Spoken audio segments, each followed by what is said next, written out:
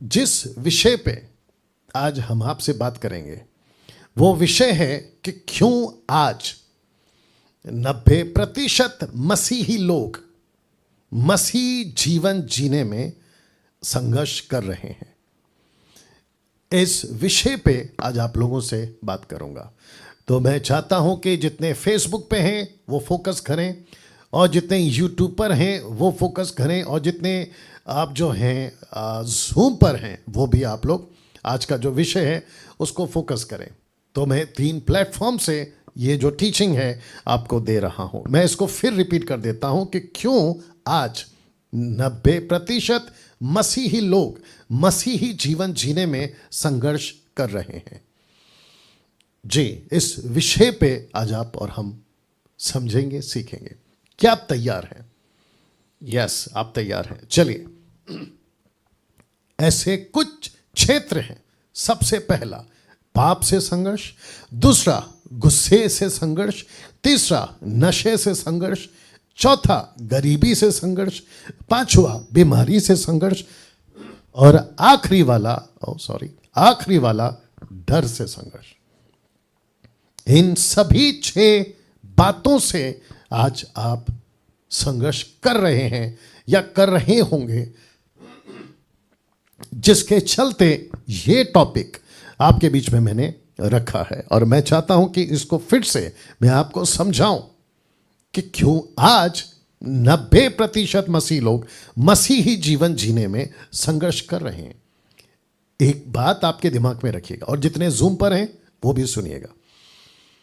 मसीहत में आने के बाद जिस व्यक्ति ने हमको वचन सुनाया होता है, वो पास्टर हो सकता है, बाइबल टीचर हो सकता है, एवेंजलिस्ट हो सकता है, जिसको हिंदी में सुसमाचारक कहते हैं, आपका शहर का चलता फिरता पर्चा बांटने वाला, यीशु की बातों को फैलाने वाला पर्चे के रूप में वो व्यक्ति कहता होगा, वो ऐसा प्रचार करता होगा कि बस एक बार यीशु में आ जाओ, आपकी सब समस्या खत्म हो जाएगी।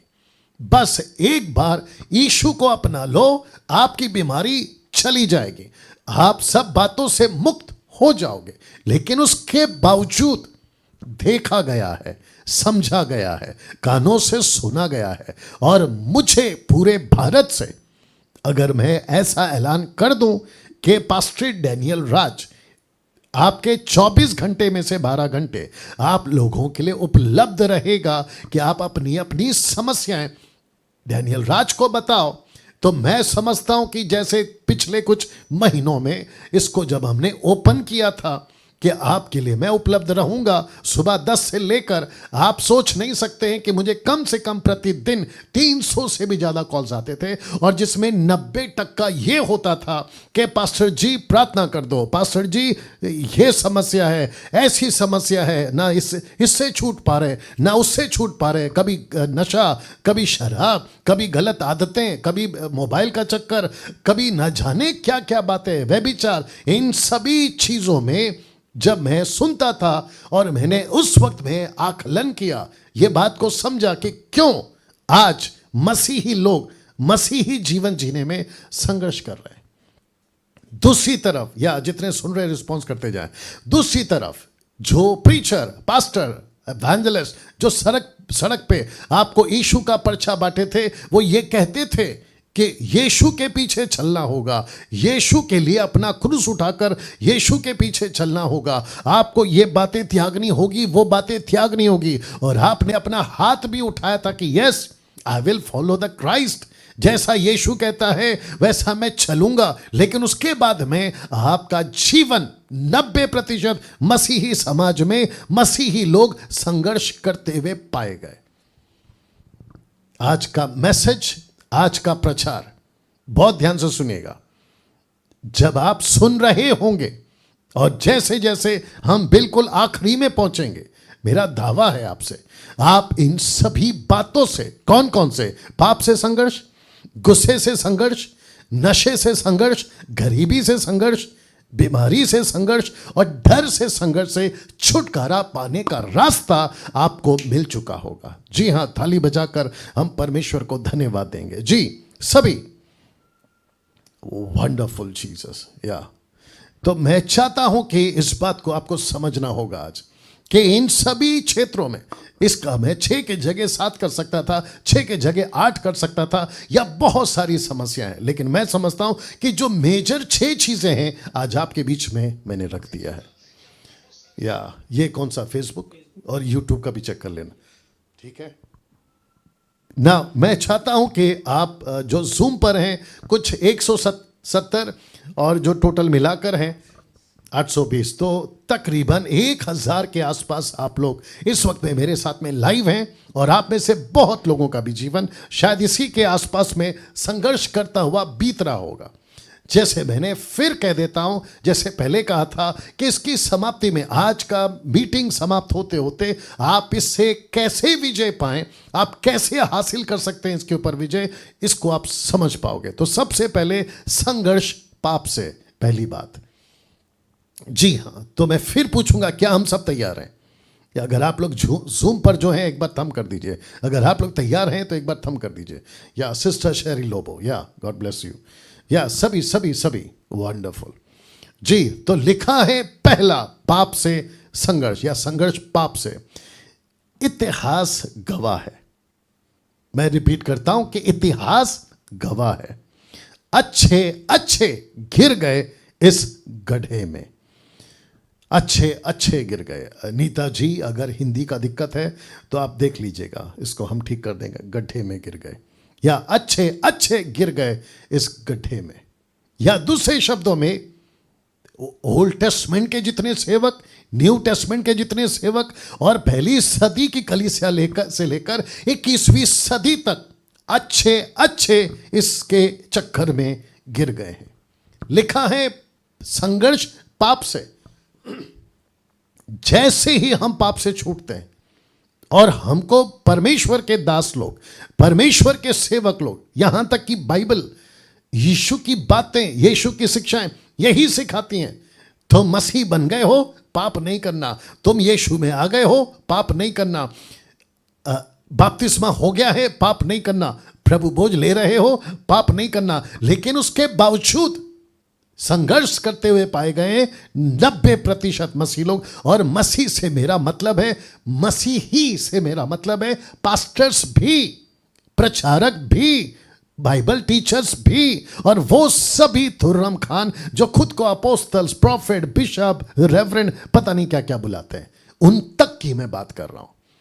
तो लिखा है पाप से संघर्ष, या संघर्ष पाप से। इतिहास गवाह है, अच्छे अच्छे इसके अंदर जो हैं जा चुके हैं या गिर चुके हैं। पाप क्या है देख लीजिएगा आपके स्क्रीन में, पाप क्या है। या थैंक यू। पाप क्या है दोस्तों? पाप क्या है? Question mark. परमेश्वर के खिलाफ जाना ही पाप है। परमेश्वर के खिलाफ जाना ही पाप है। आपको पता है आप संघर्ष क्यों कर रहे हैं? क्योंकि आपने अभी तक उस परमेश्वर को नहीं समझा जिसने आपको उद्धार दिया है। बहुत ध्यान से सुनिएगा। कुछ प्रचारक हैं मसीह समाज में, कुछ प्रचारक हैं महाराष्ट्र में, कुछ प्रचारक हैं भारत के 29 राज्य में, पड़ोस मुल्क में, नेपाल में, या फिर बाकी जगहों पर, अफ्रीकन, अमेरिकन कंट्रीज में। कुछ प्रचारक हैं जो परमेश्वर को, बहुत ध्यान से सुनिएगा, मेरे शब्द को ध्यान से सुनिएगा, जो परमेश्वर को सस्ता बना दिए हैं अपने प्रचार के माध्यम से। और जो पब्लिक है, जो लोग हैं, वो चाहे किसी भी धर्म से आते हैं, वो चाहे हिंदू हो, मुस्लिम हो, बौद्धिस्ट हो, पारसी हो, यहूदी हो, कहीं से भी आते हैं। और जब वो अंदर आते हैं, क्यों? क्योंकि जब वो बाहर होते हैं तो उनका ईश्वर या तो लकड़ी का होता है, या तो पत्थर का होता है, या तो प्लास्टिक का होता है, या सृष्टि की कोई चीजें होती है, या तो जानवर होता है।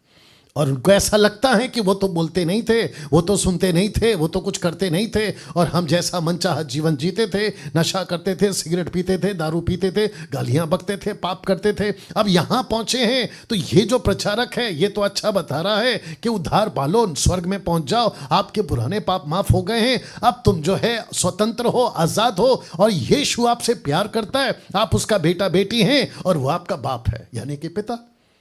लेकिन वो नहीं बताते कौन सी बात? ये वचन इब्रानियों की किताब उसका 10 का 26, लिखा है क्योंकि सच्चाई की पहचान प्राप्त करने के बाद, जिसको कहते हैं कि सत्य को जानने के बाद, दूसरे शब्दों में सैल्वेशन पाने के बाद, तीसरे शब्दों में यीशु के पीछे चलने का निर्णय लेने के बाद, यीशु में आने के बाद आप क्या करते हैं? लिखा है क्योंकि सच्चाई की पहचान प्राप्त करने के बाद। यदि हम जानबूझकर पाप करते रहें तो पाप के लिए फिर कोई बलिदान बाकी नहीं। शब्द पे ध्यान देना, जानबूझकर। आप संघर्ष क्यों कर रहे हैं सर? आप संघर्ष क्यों कर रहे हैं? क्योंकि आपने या तो परमेश्वर को सस्ते में ले लिया, या तो खुद के जीवन को सस्ते में ले लिया, या तो फिर आपको लगता है कि अरे पापी तो है, चलता है, मैं आज करूंगा कल छोड़ दूंगा, एक बार दारू पीने से क्या होता है, एक सिगरेट पीने से क्या होता है, मैं वापस आ जाऊंगा, मैं थोड़ा बिगड़ कर फिर सुधर जाऊंगा। नहीं कर सकते, इस वचन के मुताबिक नहीं कर सकते। पाप क्या है? परमेश्वर के खिलाफ जाना ही पाप है। तो इस वचन के मुताबिक आप नहीं कर सकते। जितने जूम पर देख रहे हैं, बीच बीच में आप लोग रिस्पांस करते रहें, क्योंकि मैं आप लोगों को देख रहा हूं। या आपने परमेश्वर को कहीं सस्ता तो नहीं समझ लिया? आपको कहीं ऐसा तो नहीं लग रहा है कि अरे चलता है, परमेश्वर अभी कुछ नहीं कर रहा है, मैं जिस दिन पाप करता हूं उसी दिन ऐसा कोई घटना नहीं घटती, मैं तो और मजे से पाप करता हूं, तो इसका मतलब है कि परमेश्वर को चलता है? नहीं चलता, क्योंकि लिखा है, आगे पढ़वा रहा हूं, लिखा है कि हाँ, वचन 27, लिखा है कि हाँ, दंड का एक भयानक भार जोना और आग का ज्वलन बाकी है जो विरोधियों को भस्म कर देगा। इसका मतलब है भार जोना, वेटिंग। जब तक आप पाप कर रहे हैं आपको सजा इसलिए नहीं मिल रही है क्योंकि परमेश्वर वेट कर रहा है। जिस दिन आप गलत वीडियो देखते हैं, पॉर्न वीडियोस या उल्टी सीधी साइट्स को, तो उस वक्त में आपकी जमीन फटकर आपको अंदर नहीं ले लेती, क्योंकि परमेश्वर वेट कर रहा है। और जिसके चलते आपको लगता है अरे चलता है, तो ऐसे लोगों को लगता है कि हम तो जो है जो चाहो मनमानी कर सकते हैं, और फिर बीच बीच में आपके दिमाग में आता है कि अरे कुछ भी नहीं हो रहा है, मेरे साथ अच्छा नहीं चल रहा है, मैं जो नहीं चाहता वो करता हूं, जो चाहता वो नहीं करता, जिसके चलते लिखा है कि आप पाप से संघर्ष करते हुए पाए जा रहे हैं। कम ऑन, यस और नो? या थैंक यू। तो जितने दर्शक अभी देख रहे हैं, तकरीबन 1100-1200 के आसपास, मैं आप सभी को बता दूं, आपको इस शब्द को हल्के में नहीं लेना है। पाप क्या है? मैंने आपको अभी बताया, परमेश्वर के खिलाफ जाना ही पाप है। एक व्यक्ति पाप के चक्कर में पड़कर परमेश्वर के खिलाफ जाने का नतीजा भुगत चुका है, और उसको कहते हैं आदम, उसको कहते हैं हव्वा, उसको कहते हैं इंग्लिश में एडम एंड ईव। उस व्यक्ति ने पाप को हल्के में लिया, उसको लगा चलता है, खा लेते हैं, क्या होता है। आजकल वही चल रहा है। तो मैं आपको फिर से बता दूं, जितने मसीह लोग हैं, मैं आपको फिर से बता दूं, जितने जवान लड़का लड़की हैं, आप बहुत संघर्ष कर रहे हैं, जैसे ये शब्द है, आप बहुत स्ट्रगल कर रहे हैं पाप से। आप चर्च तो जाते हैं, अच्छी प्रीचिंग भी सुनते हैं, साथ ही साथ आपको ऐसा लगता है कि ओ, आज का कन्वेंशन बहुत अच्छा था, आज की टीचिंग बहुत अच्छी थी, और उस रात आप ऐसे सोते हैं, आपको ऐसा लगता है कि बस अभी से मेरे जैसा पवित्र व्यक्ति कोई नहीं है, लेकिन अगले ही पल आप संघर्ष करते हुए पाए जाते हैं। जैसे ही आपके हाथ में फोन आता है, जैसे ही एप्लीकेशन ऑन होती है, और जैसे ही आप किसी लड़का को या लड़की को देखते हैं, जैसे ही किसी औरत या आदमी को देखते हैं, जैसे ही आप किसी टेलीविजन के प्रोग्राम को ऑन करते हैं, आपका संघर्ष शुरू हो जाता है। ऐसा जीवन आप जीते आ रहे हैं, और जिसके चलते मैंने लिखा है कि इतिहास गवाह है, अच्छे अच्छे गिर गए इस गड्ढे में। क्यों? क्योंकि उन्होंने परमेश्वर के खिलाफ जाने वाली बात को हल्के में लिया। तो लिखा है इस वचन के मुताबिक, जानबूझकर पाप करने वाला नहीं बचेगा। और दूसरा तिमोथी 2:22 कहता है, जवानी की अभिलाषाओं से भाग। शब्द पे ध्यान देना कि जवानी की अभिलाषाओं से भाग। मैंने कल जूम मीटिंग में सिखाया था प्रचारकों के झुंड को कि एक व्यक्ति था जिसके सामने शैतान ने ऐसी योजना बनाई जिसको कहते हैं पोतीपर की पत्नी, उस वक्त की खूबसूरत, किसी प्रकार का कोई दिक्कत नहीं, और जो माहौल था घर का वो भी सही था, किसी प्रकार का कोई किसी को नहीं पता चलेगा कि आप जोसेफ क्या गलती कर बैठा।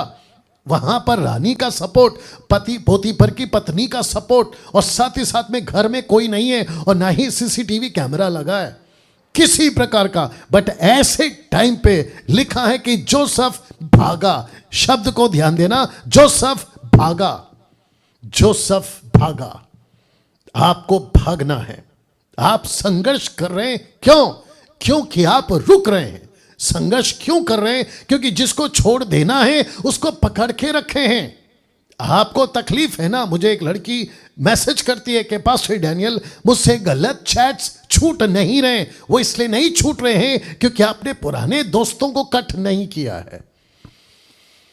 वाह, आपने पुरानी बातों को कट नहीं किया है। गर्लफ्रेंड ने बॉयफ्रेंड को छोड़ा नहीं है, बॉयफ्रेंड ने गर्लफ्रेंड को नहीं छोड़ा है। एक्स्ट्रा मैरिटल अफेयर्स आपके नहीं छूटे हैं और आप वहीं पर हैं, और जिसके चलते आप संघर्ष कर रहे हैं। अगर ऐसा ही रहा तो वचन 27 कहता है कि बस एक भयानक बात जो ना बाकी है, और लिखा है कि आग का ज्वलन बाकी है और विरोधियों को भस्म कर देगा। ये जो शब्द है ना विरोधी, ये विरोधी कौन है? ध्यान से सुनना। आई होप जूम पर सब लोग सुन रहे हैं। ये विरोधी कौन है? ये विरोधी वो है जो एक वक्त में परमेश्वर का बेटा बेटी था। ये विरोधी कौन है? जो एक वक्त में परमेश्वर का सेवक था। ये विरोधी कौन है? जो एक वक्त में परमेश्वर का वचन का प्रचार करने वाला, यीशु की बातों को सिखाने वाला सेवक था। ऐसा वक्त आ गया कि वचन कहता है कि वो परमेश्वर के नजर में विरोधी बन गया। परमेश्वर ने दाऊद को जब कहा ना कि बेटा तेरे सामने 3 मौत रखता हूं, या 3 कारण का मौत रखता हूं। क्यों? क्योंकि वो व्यक्ति परमेश्वर के खिलाफ गया। जैसे मैंने ये शब्द रखा है कि वो परमेश्वर के खिलाफ गया। पाप क्या है, गलत क्या है? एक ही लाइन में परमेश्वर के खिलाफ जाना। जो चीज परमेश्वर ने कहा नहीं करना, मतलब नहीं करना। और अगर ऐसे आप नहीं सुनते हो तो लिखा है कि पाप का परिणाम एक ही है, और वो है परमेश्वर के विरोधी बन जाना, परमेश्वर आपका विरोधी बन जाना, और अनंत काल का नरक या आग आपका इंतजार कर रहा है। तो ये रहा पहला पॉइंट। दूसरे पॉइंट को रखने से पहले मैं इस वक्त में आपसे कहना चाहता हूं, आपको जितनी जल्दी हो सके, अभी जितनी जल्दी हो सके आपको सिगरेट छोड़ देना है। आपको नशा जो आएगा अभी छोड़ देना है। आपको वो सारी बातें छोड़ देना है। आपको वो सारे गलत बातों को त्याग देना है, और आपको कहना है कि मैं भाग रहा हूं। ये जो शब्द है ना, लिखा है मैं भाग रहा हूं। You have to run. उस चीज से रन, जो चीज आपको परमेश्वर से अलग करती है, रन फ्रॉम देयर, भागो वहां से। ये शब्द है। दूसरा लिखा है संघर्ष गुस्से से। मैं जानता हूं बहुत सारे मसीह, बहुत सारे सेवक, बहुत सारे मसीह समाज में इसका शिकार होकर बैठे, और गुस्सा खत्म होने के बाद, गुस्से से बाहर निकलने के बाद, जब सब कुछ ठीक हो जाता है, वो खुद ही खुद को कहते रहते हैं मैंने ऐसा किया, अरे पागल था मैं, ऐसा मैंने क्यों किया। तो मैं चाहता हूं कि ये जो दूसरा पॉइंट है, लिखा है संघर्ष गुस्से से। मनुष्य का सबसे ज्यादा नुकसान गुस्से में लिए हुए निर्णयों का होता है। जी हां, अगर आप लोग जूम पर जो लोग सुन रहे हैं या बीच बीच में रिस्पॉन्स करते रहेंगे, जी शुक्रिया, वंडरफुल जीसस। मनुष्य का सबसे ज्यादा नुकसान गुस्से में लिए हुए निर्णयों का होता है। गुस्से में आते हैं रिश्ते तोड़ देते हैं, गुस्से में आते हैं नौकरी छोड़ देते हैं, गुस्से में आते हैं बिजनेस को खत्म कर देते हैं, गुस्से में आकर लोग अपनी जिंदगी तक ले लेते हैं। ट्रेन के नीचे आके कट जाते हैं, बिल्डिंग से छलांग लगा लेते हैं, खुद को आग लगा लेते हैं। और जो मिडिल क्लास के लोग होते हैं ना, जो झोपड़पट्टी या फिर चौल में रहते हैं, उनका पति जब दारू पीकर उनको पीट रहा होता है तो उनको ऐसा लगता है कि अब सब कुछ खत्म हो गया है, केरोसिन अपने ऊपर डाल लेती हैं और खुद को आग लगा लेती है। क्यों? गुस्से में। कम ऑन, यस और नो? गुस्से में। और जिसके चलते परिणाम होता क्या है? परिणाम होता यह है कि आप जो है अपने जीवन को पूरी तरह से खत्म कर चुके होते हैं। जितने जूम पर हैं, मैं चाहता हूं कि अगर आप लोग मेरी बात को सुन रहे तो फोकस करें यार। थैंक यू, थम करके बताते रहें।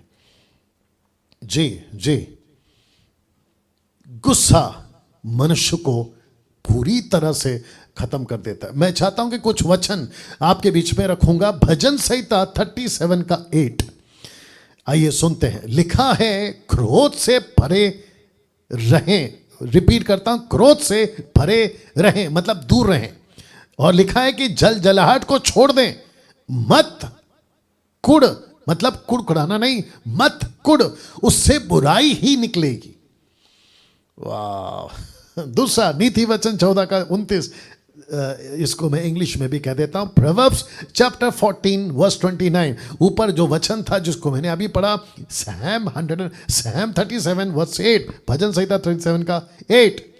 आइए देखते क्या लिखा है। क्या लिखा है? लिखा है कि जो विलंब से क्रोध करने वाला है वह बड़ा समझ वाला है, परंतु जो अधीर है मतलब जल्दबाजी, जो अधीर है वह मूर्खता की बढ़ती करता है।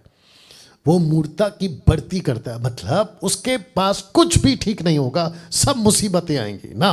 नीति वचन 22 का 24, प्रोवर्ब्स चैप्टर 22 वर्स 24, लिखा है क्रोधी मनुष्य का मित्र ना होना। लिखा है क्रोधी मनुष्य का मित्र ना होना और झट क्रोध करने वाले के संग ना चलना। बाप रे, आपने नहीं सुना? मैं चाहता हूं कि फोकस करें प्लीज। रिपीट करता हूं कि लिखा है क्रोधी मनुष्य का मित्र ना होना और जो झट क्रोध करने वाले हैं उनके संग ना चलना। तो इसका मतलब यह हुआ कि आपको पता लगाना है कि आपका जो कुछ लोग हैं जो आपके आसपास हैं, कहता है कि उनके साथ अगर संगति करोगे तो उसका असर तुम पर भी आएगा। पौलुस कहता है बुरी संगति अच्छे चरित्र को आगे बोल दीजिए, जो जूम के लोग हैं, वो बिगाड़ देती है। राइट? तो मैं चाहता हूं कि आप इस बात को समझें। ऐसे लोगों से जितना जल्दी हो सके या तो उनको सुधारें या तो उनको टाटा बाय बाय नमस्ते करें। नीति वचन 29 का 22, लिखा है क्रोध करने वाला मनुष्य झगड़ा मचाता है और अत्यंत क्रोध करने वाला अपराधी होता है। देखिए क्या क्या लिखा है। तो जिसके चलते मैं चाहता हूं कि आपको यह वचन भी बता दूं कि सब उपदेशक 7 का 9, एक सेकंड दीजिए। लिखा है सब उपदेशक 7 का 9, अपने मन में उतावली से क्रोध ना हो, अपने मन में उतावली से क्रोधित ना हो, क्योंकि क्रोध मूर्खों ही के हृदय में रहता है। गुस्सा किसके मन में रहता है? जो मूर्ख है। क्रोधी मनुष्य जो उतावली करता है, अपने मन में उतावली से क्रोधित ना हो। आपको गुस्सा जल्दी से आता है, आप उसमें संघर्ष कर रहे हैं, आप कुछ चीजों को देखते हैं, आपको तकलीफ होती है, आपका गुस्से पे काबू नहीं है, आप सड़क पे झगड़ा कर बैठते हैं, आप किसी को पीट देते हैं, आप जो गाड़ी चलाते हैं आपके साथ हादसा हो जाता है, आप जो घर पे रहते हैं आपके साथ हादसा हो जाता है, आप जो सेवक हैं, आप जो चर्च के लोगों के साथ में गुस्सा कर बैठते हैं, जो चर्च के लोग हैं वो गुस्सा कर बैठते हैं। और जिसके चलते ये वचन सब प्रभु कहता है इसमें से बाहर निकलिए। तो मैं फिर कहता हूं, आप यहां संघर्ष कर रहे हैं, आपको इसमें से बाहर निकलना होगा। तीसरा, संघर्ष नशे से। ये रहा तीसरा, संघर्ष नशे से। अगर आपका आत्मिक जीवन ठीक नहीं है, नशे में आप आसानी से गिर जाओगे। जी, अगर आपने अपने आत्मिक जीवन को मजबूत नहीं किया और आपको लगा कि मेरा जीवन ना बाइबल वाला है, ना वचन वाला है, ना प्रार्थना वाला है, ना संगति वाला है, ना मैं परमेश्वर का कोई काम कर रहा हूं, तो नशे में गिरने का चांसेस आपका ज्यादा है। मैं आपको एक एग्जांपल देता हूं।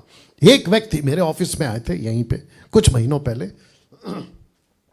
उस व्यक्ति ने इसी ऑफिस में बैठकर मुझसे कहा था कि पास्टर डैनियल, मैं तंबाकू छोड़ दूंगा, मैं नशा छोड़ दूंगा, मैं दारू पीना छोड़ दूंगा, मैं बीड़ी सिगरेट पीना छोड़ दूंगा। मैं उस व्यक्ति को कहा, आप उसको छोड़ दोगे अच्छी बात है, लेकिन दूसरा आप क्या करोगे? मतलब छोड़कर आप बाकी क्या करोगे? उसने बोला उसका मतलब क्या है? मैंने कहा उसको छोड़ने के बाद आपको आत्मिक जीवन में बढ़ना है, क्योंकि तराजू का दूसरा पहलू हल्का इसलिए होता है, ध्यान से सुनिएगा, कि तराजू का दूसरा पहलू हल्का इसलिए होता है क्योंकि दूसरी तरफ का पहलू में वजन आ गया है। या thank you Prasad ji thank you.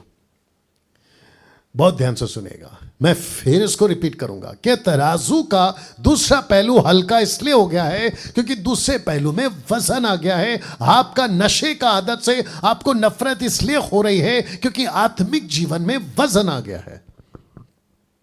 अगर आत्मिक जीवन में वजन नहीं है तो नशे का जीवन, नशे की बातें, उस पे वजन आ जाएगा, क्योंकि आत्मिक जीवन हल्का हो गया है। और आत्मिक जीवन का तराजू हल्का इसलिए हो गया है क्योंकि नशे का जीवन वजनदार हो गया है। कैसा लग रहा है? You have to understand this.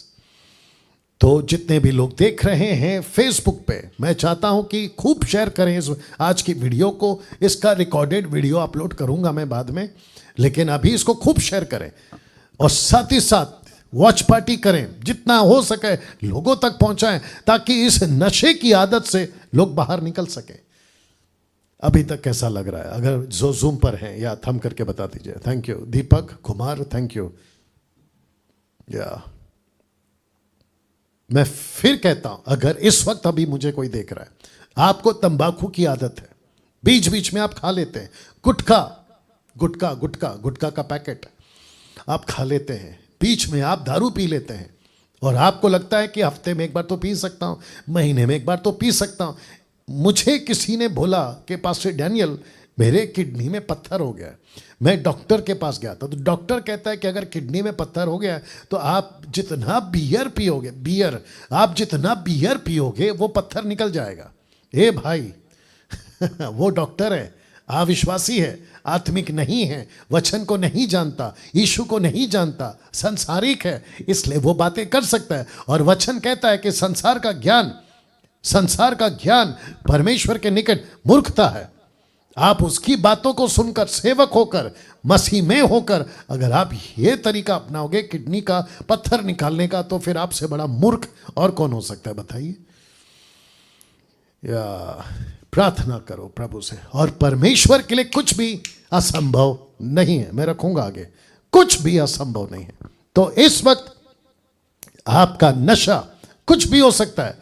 आपका नशा हो सकता है ज्यादा चाय पीना, आपका नशा हो सकता है ज्यादा टीवी देखना, आपका नशा हो सकता है रील्स देखना, फेसबुक और यूट्यूब के जो रील्स होते हैं वो नशा है आपका नशा हो सकता है ज्यादा आपका जो मोबाइल है उसके जो गेम्स हैं वो हो सकता है, आपका किसी भी प्रकार का नशा हो सकता है। यह भी नशा हो सकता है कि आप उल्टी सीधी वीडियोस को देखते हैं, यह भी नशा हो सकता है। आपको इसमें से बाहर निकलना होगा। बाहर कब निकलोगे?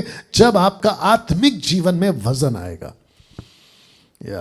चौथा, संघर्ष गरीबी से। मसीह तो बन गए हैं, रिपीट करता हूं, मसीह तो बन गए हैं, लेकिन संघर्ष कर रहे हैं अभी भी गरीबी से। एक लाइन रख रहा हूं, उसको पढ़ लीजिएगा या देख लीजिएगा। लिखा है, सबसे पहले आपको समझना होगा धन संपत्ति प्रभु देता है। या मैं रखूंगा वचन को, मैं इसको रिपीट कर देता हूं कि धन संपत्ति प्रभु देता है, और जो प्रभु पैसा देता है, नीति वचन कहता है, उसके साथ में सुकून का नींद भी देता है।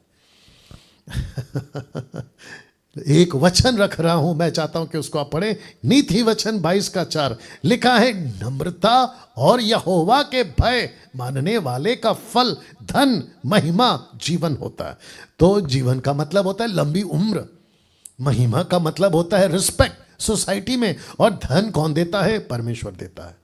तो मैं आपको वापस बता देता हूं कि सबसे पहले आपको समझना होगा कि आपका पैसा, आपकी प्रॉपर्टी, आपका धन, आपका नौकरी में इंक्रीमेंट, आपका बिजनेस में सफलता, यह सब कुछ सिर्फ और सिर्फ प्रभु देता है। सिर्फ और सिर्फ प्रभु देता है। आपको अमीर बनना है, उसके चक्कर में नहीं भागना। आपके पास में खूब पैसा होना चाहिए, उसके चक्कर में नहीं भागना। मैं वचन को रखूंगा। आपको सिर्फ और सिर्फ मसीह बनने के बाद, आपको एक ही चीज के पीछे भागना है कि परमेश्वर तुझे कैसे खुश रखूं, तेरी सेवा कैसे कर सकूं, मैं तेरे पीछे कैसे चल सकूं। उसके बाद जो प्रभु देता है ना तो उसको छोड़ छोरी कर सकता है और ना आपका कोई नुकसान हो सकता है, और सुकून से सोओगे। ये सबसे बड़ी बात है। आइए कुछ वचनों को पढ़ते हैं। मत्ती की किताब उसका 6वां अध्याय वचन 24 से, the book of Matthew chapter 6 verse 24 onwards लिखा है, कोई मनुष्य 2 स्वामी की सेवा नहीं कर सकता। तो एक स्वामी कौन है? परमेश्वर। दूसरा स्वामी कौन है? पैसा। इस कॉन्टेक्स्ट में पैसा, आप सोच के देखिए, पैसे के चक्कर में आज रिश्ते टूट रहे हैं। कम ऑन, यस और नो। पैसे के चक्कर में पति पत्नी को, पत्नी पति को छोड़कर जा रही है। पैसे के चक्कर में नौकर अपने मालिक से दगा कर रहा है, मालिक अपने नौकर से दगा कर रहा है, पार्टनर अपने दूसरे पार्टनर से दगा कर रहा है। और चालबाजी चालाकियां तो इतनी है कि मैं आपको क्या बताऊं। बीच में न्यूज आ रहा था, आपका जो नेशनल न्यूज होते हैं उसमें बता रहे थे कि आजकल ऐसा फोन आ रहा है कि आपका बिजली का बिल नहीं भरा है, आपका बिजली का बिल अगर आप नहीं भरोगे आपका बिजली काट दिया जाएगा, तो आपको जल्दी से पेमेंट करना है। ऐसे चक्कर में आप डर जाते हैं, और जिसके चलते जो अपोजिट, जिसको कहते हैं ना फ्रॉड पीपल या लोग, वो आपको कॉल करते हैं, आपका जो है ये दबा दो, वो दबा दो, आपका OTP दे दो, आपका ये दे दो, वो दे दो, और आप उसके चक्कर में आपका पूरा बैंक बैलेंस खाली। इससे आपको बचना होगा, इससे आपको बचना होगा। तो फिर से कहते हैं, लिखा है कोई मनुष्य 2 स्वामी की सेवा नहीं कर सकता, क्योंकि वह एक से बैर दूसरे से प्रेम रखेगा, एक से मिला रहेगा दूसरे को तुच्छ जानेगा। तुम परमेश्वर और धन दोनों की सेवा नहीं कर सकते ना। फिर दूसरा स्वामी कौन है? पैसा। दूसरा स्वामी कौन है? पैसा। आपने किसको स्वामी बना दिया? किसको परमेश्वर बना दिया? परमेश्वर के बाद पैसे को परमेश्वर बना दिया। आप मसीह में आए थे, आपका फोकस प्रभु था। आप यीशु में आए थे, आपका फोकस प्रभु था, और वो पैसा प्रभु ही था। आपने कहा मुझे कुछ नहीं चाहिए, मुझे सिर्फ प्रभु चाहिए। लेकिन उसके बाद आप संघर्ष करते हुए पाए गए।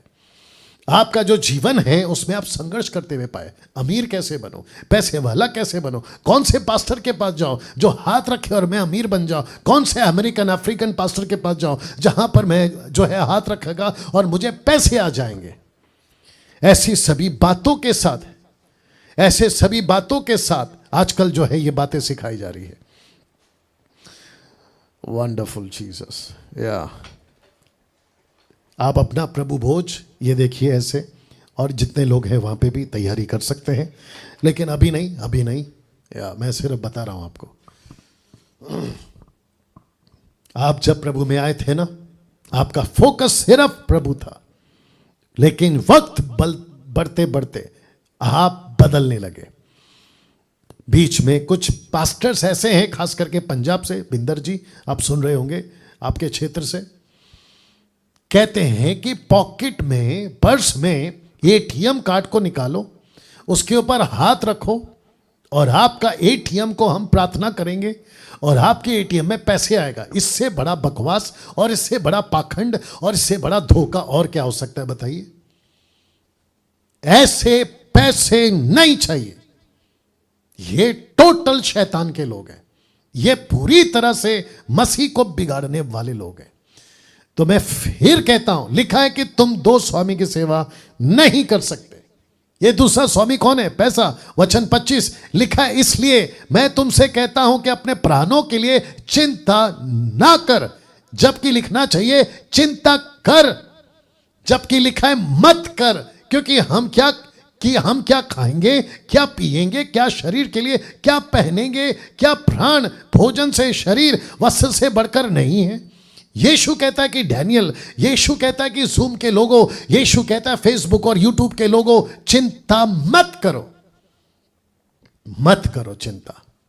चिंता से मेरा मतलब ये नहीं है कि आप नौकरी छोड़ के घर बैठ जाओ। चिंता मत करो का मतलब ये नहीं है यीशु का कि तुम अपना बिजनेस छोड़ दो। नो, लेकिन बेकार की चिंता क्यों करते हो? ये कहां से आएगा, वो कहां से आएगा? प्रभु कहता है मेरे पीछे चल, मैं तुझे बताऊंगा। तो वचन 26, आकाश के पक्षियों को देखो, वे ना तो बोते हैं, ना काटते हैं, ना खत्तों में बटोरते हैं, फिर भी तुम्हारा स्वर्गीय पिता उनको खिलाता है। क्या तुम उनसे अधिक मूल्य नहीं रखते?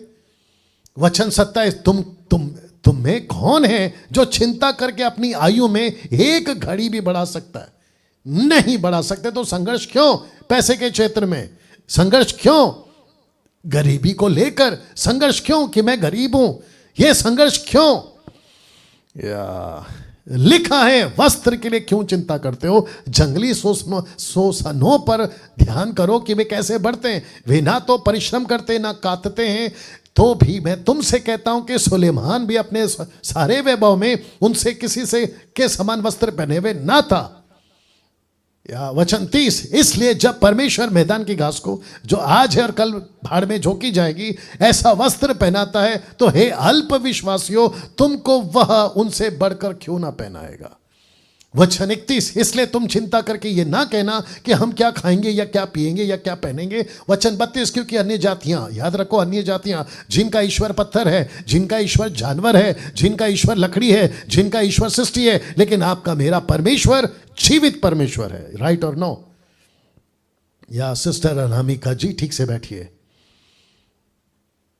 या वचन 33 वर्स 33 लिखा, इसलिए पहले तुम परमेश्वर के राज्य और उसके धर्म की खोज करो।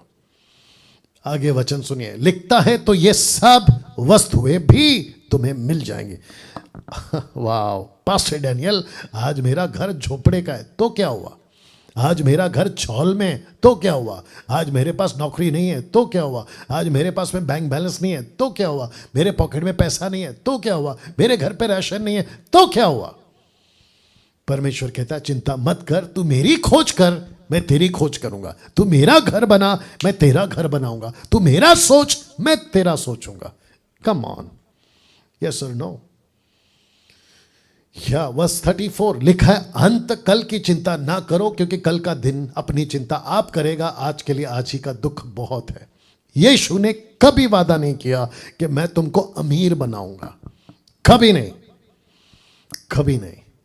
आपके पास जो कुछ है उसी में खुश रहो, संघर्ष मत करो, उसी में खुश रहो। बस पॉइंट नंबर 5, संघर्ष बीमारी से। यह सबसे ज्यादा मुसीबत है आज। संघर्ष बीमारी से। ना लिखा है, प्रभु ने कभी नहीं कहा कि तू कभी बीमार नहीं होगा। कम ऑन, एक वचन, कोई भी प्रॉफिट, कोई भी अपोस्तल, कोई भी पास्टर, वो ओपन चैलेंज है उनको। मुझे कोई निकाल के बता दे कि कहीं परमेश्वर ने यह बोला हो कि तुम कभी बीमार नहीं होगे, या कभी नहीं बोला। मैं आपको कुछ वचन रखता हूं, फिर बात करता हूं। देखिए यशायाह की किताब, उसका 59 वर्स 1। आप बीमार क्यों होते हैं मैं बता देता हूं। लिखा है, सुनो, यहोवा का हाथ ऐसा छोटा नहीं हो गया कि उद्धार ना कर सके, ना वह ऐसा बीमार, ना वह ऐसा बहरा हो गया कि सुन ना सके, परंतु तुम्हारे अधर्म के कामों ने तुमको तुम्हारे परमेश्वर से अलग कर दिया है, और तुम्हारे पापों के कारण उसका मुंह तुमसे ऐसा छिपा है कि वह नहीं सुनता। अब इसको देखिए, 1 तीमुथियुस उसका 5:23 में कहता है भविष्य में केवल जल ही का पीने वाला ना रह, पर अपने पेट के और अपने बार बार बीमार होने के कारण थोड़ा थोड़ा दाखरस भी काम में लाया कर। और 2 तीमुथि 4:20 लिखता है, इरास्तुस कोरिन्थियुस में रह गया और त्रिफिमुस को मैंने मिलेतुस में बीमार छोड़ा। मेरा क्वेश्चन है, पौलुस ने इसको बीमार क्यों छोड़ा? नंबर 1। फिर तिमोथी बीमार क्यों पड़ गया? और वचन ऊपर कहता है कि तुम बीमार इसलिए हो, तकलीफ इसलिए में हो क्योंकि तुमने परमेश्वर के विरुद्ध में काम किया। तो मैंने कहा आपसे कि परमेश्वर ने कभी नहीं कहा कि तुमको बीमारी से मैं या बीमारी में कभी पड़ने ही नहीं दूंगा। यू विल फॉल सिक, आप बीमार होंगे परमेश्वर के खिलाफ जाकर। दूसरा, आप बीमार हो सकते हैं। एग्जाम्पल के तौर पे, आप अगर अपने शरीर का ख्याल नहीं रखोगे तो फिर परमेश्वर क्या कर सकता है बताइए? आप अगर वक्त पे आप ब्रश नहीं करोगे तो आपके दांत तो खराब होंगे ना। साथ ही साथ अगर आप अपने शरीर को ठीक से साफ नहीं रखोगे तो जो शरीर की बीमारी होती है जिसको कहते हैं स्किन डिसीज, वो तो होगे ना। आप अनाप शनाप कुछ भी खाओगे, आपका पेट खराब होगा, उल्टा सीधा खाओगे, आपका हार्ट का तकलीफ, ब्लड का तकलीफ, ज़्यादा मीठा खाओगे तो शुगर का तकलीफ, ऐसे सभी चीज़ों को आप सामना करोगे। क्यों? क्योंकि ये आपकी मूर्खता है। या ये आपको ख्याल रखना है। वक्त वक्त पे एक्सरसाइज करो, आपका जो हेल्थ है उसका ध्यान रखो। बाकी इसके अलावा अगर शैतान, जो कि मैं रखूंगा अभी, बाकी इसके अलावा जो कि शैतान कहता है कि डैनियल आज तुझे बीमार कर दूंगा, उसके अंदर इतनी ताकत नहीं है कि आपको और मुझको जो प्रभु के बच्चे हैं आकर ऐसा बीमार कर जाए। बिल्कुल नहीं। मैं रखूंगा वचन को, मैं रखूंगा वचन को। और उसका कनेक्शन है पॉइंट नंबर 6 से। लिखा है संघर्ष डर से, संघर्ष डर से। ये लास्ट पॉइंट है। आइए देखते क्या लिखा है। लिखा है उद्धार पाने के बाद भी डरा हुआ जीवन क्यों जीता है? कौन? जो संघर्ष कर रहा है। मैं डायरेक्ट उनसे बात कर रहा हूं कि उद्धार पाने के बाद भी डरा हुआ जीवन क्यों जीता है? डर किसका? गरीबी का। डर किसका? बीमार होने का। डर किसका? संसार का। डर किसका? पुराना श्राप का। डर किसका? इसका उसका। या वचन रख रहा हूं सब आपके सामने। रोमियो की किताब उसका 8:31 लिखा है, अंत हम इन बातों के विषय में क्या कहें? यदि परमेश्वर हमारी ओर है तो हमारा विरोधी कौन हो सकता है? वचन 32, जिसने अपने नीच पुत्र को भी ना रख छोड़ा परंतु उसे हम सब के लिए दे दिया, वह उसके साथ हमें और कुछ क्यों ना देगा? वचन 33, परमेश्वर के चुने हुए पर दोष कौन लगाएगा? परमेश्वर ही है जो उसको धर्मी ठहराने वाला है। वाह। 34, ध्यान से सुनिएगा। फिर कौन है? शैतान की औकात है? बिल्कुल नहीं। किसी और की औकात है? बिल्कुल नहीं। लिखा है फिर कौन है जो दंड की आज्ञा देगा? मसीह ही है जो मर गया वरना मुर्दों में से जी भी उठा, परमेश्वर के दाहिने ओर है और हमारे लिए निवेदन भी करता है। वचन 35 को ध्यान से सुनना। लिखा है कौन हमको मसीह के प्रेम से अलग करेगा? अब यहां से 17 बातें शुरू हो रही है। कितनी? 17 बातें। सबसे पहला क्लेश या संकट या उपद्रव, अकाल या नंगाई या जोखिम या तलवार, परंतु इन सब बातों में हम उसके साथ द्वारा जिसने हमें हमसे प्रेम किया जयवंत से भी बढ़कर है, क्योंकि मैं निश्चय जानता हूं न मृत्यु न जीवन न स्वर्गदूत न प्रधानताएं न वर्तमान न भविष्य न सामर्थ न ऊंचाई न गहराई न कोई और सृष्टि, ना कोई और सृष्टि, आकाश की सृष्टि यानी लूसीफर की सृष्टि, ऐसी कोई दूसरी सृष्टि हमें, आपको जो फेसबुक और यूट्यूब और जूम पर लिखा है, हमें परमेश्वर के प्रेम से जो हमारे मसीह यीशु में है अलग कर सकेगी। दूसरे शब्दों में नहीं कर सकेगी। ताली बजाकर परमेश्वर को धन्यवाद। या टोटल 17 बातें आपको अलग नहीं कर पाएंगी। कैसा लग रहा है अभी तक? तो मेरा क्वेश्चन है, डर क्यों? डर का संघर्ष क्यों? आप अपना मसीह जीवन डर डर कर क्यों जी रहे हैं? रात को भूत का डर, बुरे सपनों का डर, आपके छाती पे कोई आकर बैठ गया उसका डर, पड़ोस के जादू टोने का डर, आपको ऐसा लगता है कि कोई रिश्तेदार है जो मेरी जिंदगी खराब कर देगा जादू करके, उसका डर। ये संघर्ष का डर क्यों? वाह। आपको किसी प्रकार का कोई काला धागा ना हाथ में, ना गले पर, ना कमर में, ना पैरों पर कहीं नहीं पहनना है। आपके घर पे काला गुड़िया, क्योंकि कुछ लोग करते हैं आजकल, कहते हैं कि जादू करके लाएंगे और जो नजर है ना वो हमारे घर पर नहीं आएगी। ऐसे बकवास से दूर भागिए। जब किसी का उद्धार हो जाता है 17 बातें आपके सामने नहीं ठहर सकती। 17 बातें। क्या हो गया? सब ठीक है? 17 बातें। रास्ते पे चलते हैं, आपको कोई नींबू मिल जाता है, उस पर आपका पैर लग जाए तो आपको लगता है कि अभी इसका जो भी है वो सब मुझ पर आएगा। ए भाई, नहीं आएगा, क्योंकि मसीह तुम्हारे अंदर रहता है।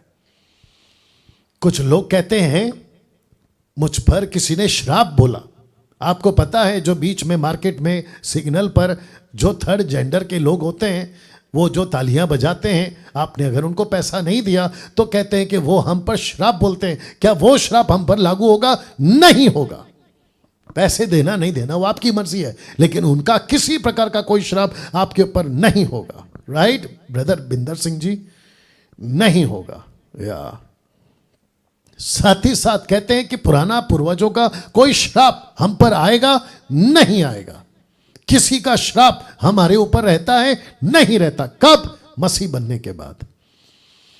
वाह, मैं चाहता हूं कि अब अंत में, क्योंकि वक्त को भी ध्यान रखना है और इसके बाद प्रभु बोझ होगा, अंत में ये चित्र देख लो, फॉलोवर्स ऑफ जीसस क्राइस्ट कैसे होते हैं, मतलब जो यीशु के फॉलोवर्स होते हैं वो कैसे होते हैं। मुंबई की भाषा में रख रहा हूं, लिखा है बिंदास।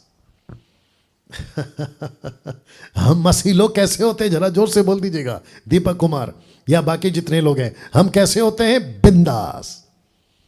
तो पाप से संघर्ष नहीं करते, गुस्से से संघर्ष नहीं करते, नशे से संघर्ष नहीं करते, गरीबी से संघर्ष नहीं करते, बीमारी से संघर्ष नहीं करते, डर से संघर्ष नहीं करते।